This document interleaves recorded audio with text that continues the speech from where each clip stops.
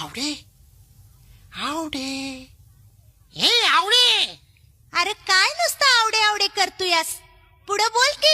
मला काहीतरी होतंय. काय होतंय तरी काय तुला? काहीतरी होतंय. अरे मग असं बावल्याच्या आडून आडून कशाला बोलतोयास? जरा मर्दावानी समोर येऊन सांग की तुला काय होतंय ते. धक धक मनात झालंय सुरू, सांग सांग तुझ्यासाठी किती झुरू.